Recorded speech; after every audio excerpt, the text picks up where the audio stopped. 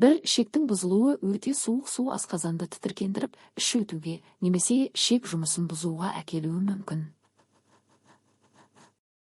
2. Қан тамырлардың жиырылуы. Мұздай су ішкенде тамырлар күрт тарылып, қан айналымы баяулайды. Асқазан ферменттері. 3.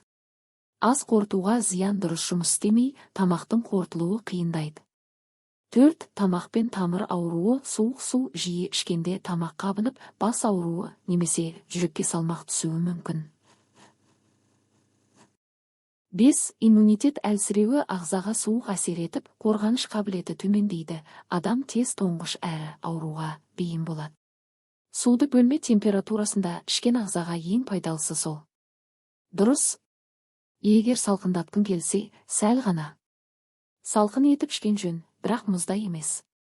Таңертең ұйқыдан тұрған соң бір стақан жылы су ішсең, ішекті тазартып ас қорытуға көмектеседі.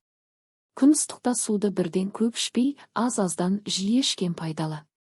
Жеміс қосылған су, лимон, қияр, жалбыз, әрі дәмді, әрі пайдалы, әрі ағзаға жеңіл түседі. Бір күніне орта есеппен 2-5 литр су ішу жеткілікті. 2. Егер күн өте ыстық болса, немесе көп теріліп жатсаң, мөлшерді 3 литрге дейін көбейтуге болады. 3. Әр 30-40 минут сайын аз-аздан 100-150 ішкен дұрыс, бірден литрлеп ішпеу керек. 4. Шөлдегенше күтпей, алдын ала ішіп отырған пайдалы. 5. Тәтті сусындар мен газды суларда судың орнына қолданбаған жөн, олар ағзаны шөлдетіп жібереді. Жазда мұздай суды көп ішу ішекке, асқазанға, иммунитетке зиян. Оның орнына суды бөлме температурасында немесе сәл салқындатылған күйде, аз-аздан, бірақ жиі ішкен дұрыс.